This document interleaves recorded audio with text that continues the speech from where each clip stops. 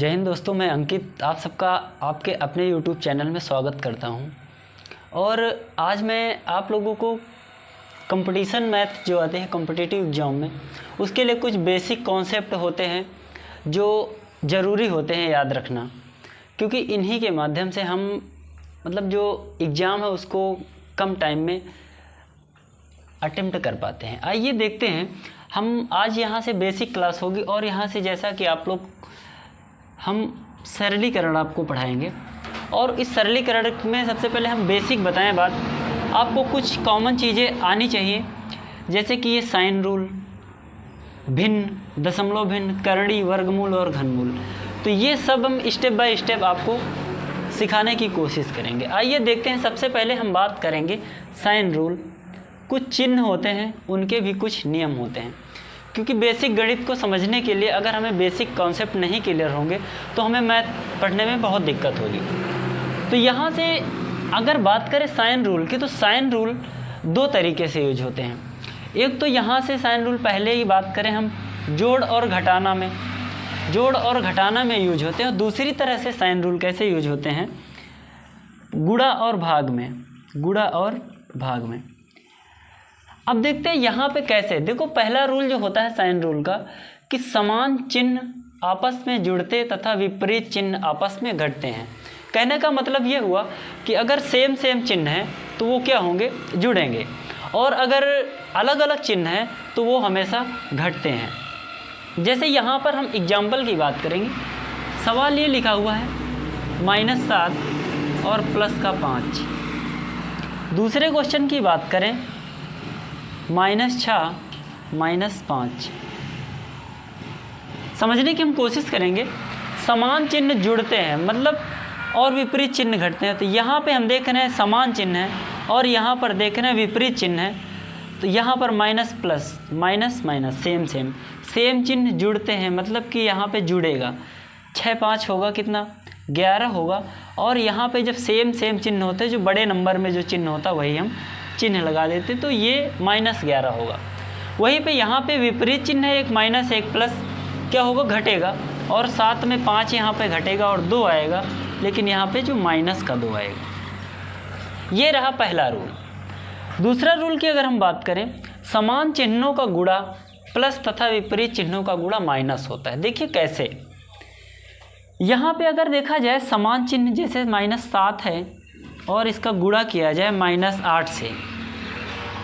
दूसरा अगर बात करें, विपरीत चिन्ह है अगर अलग अलग, जैसे किसी भी नंबर में कोई चिन्ह नहीं लगा हुआ है और यहाँ पे ये -3 ऐसे लिखा हुआ है, तो यहाँ से दूसरे रूल के अकॉर्डिंग समान चिन्हों का गुणा तो प्लस होता है। तो यहाँ से माइनस और माइनस, ये तो समान चिन्ह हुए ना, तो जब समान चिन्ह हुए तो इनका भी गुणा सबसे पहले क्या होगा, प्लस ही होगा। यानी कि 8 7 56 और यहाँ पे माइनस का गुणा प्लस होगा।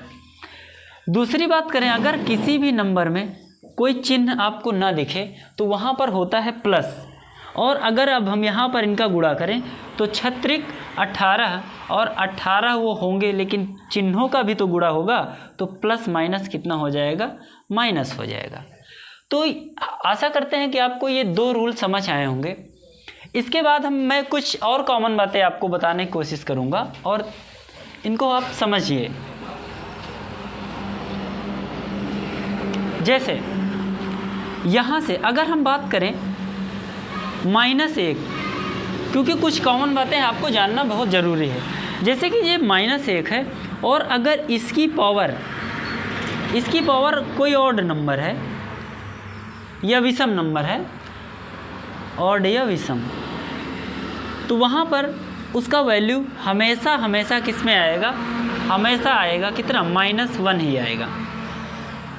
जैसे -1 है यहाँ पर और इसका कोई घातांक हो, वो विषम संख्या हो, जैसे कि कह दिए हम छोटा सा एग्जांपल ले 3, ये एक विषम संख्या है। तो यहाँ पर -1 गुणे -1 गुणे -1 अगर हम गुणा करें तो यहाँ पर कितना होगा, 3 होगा। कैसे, 1 1 1 1 माइनस प्लस माइनस का गुणा माइनस, तो यहाँ पर ये -3 होंगे, यहाँ पर -3 होंगे। तो आया कि -1 होगा। इसी तरीके अगर यहाँ पर 1 है, -1 है, अगर इसकी पावर कोई भी सम नंबर है, सम संख्या के आधार पर अगर हम देखें 4, तो यहाँ से अगर हम -1 -1 -1 करेंगे गुणा 4 बार करेंगे, तो यहाँ 1 1 1 चाहे जितने बार गुणा करो 1 ही आएगा। तो यहाँ पर 1 होगा, वो भी अब प्लस का, minus minus plus, plus minus minus, फिर माइनस माइनस प्लस। तो ये 2 चीज़ें भी हमें माइंड में रखनी होगी हमेशा। आगे की थोड़ी बातें हम और करेंगे आज की बेसिक क्लास में। जैसे यहाँ पर आप 1 है और इसके ऊपर कोई पावर लगा हुआ है, 0 लगा हुआ है, तो उसका वैल्यू हमेशा कितना होता है? 1 होता है। मतलब कि नीचे का जो आधार है वो चाहे जितना हो, यहाँ पे हम कुछ भी लिख सकते हैं, और अगर उसकी पावर लगी हुई है 0, तो यहाँ पे आपको कुछ नहीं करना, बस इसका सिंपल सा इसका मान होता है 1। उम्मीद करते हैं कि आपको ये कुछ बेसिक जानकारियाँ हमने दी वो आपको समझ आई होंगी। आइए मैं इसके आगे कुछ और आपको जानकारी देने की कोशिश कर रहा हूँ, और उनको आइए समझते हैं ध्यान से।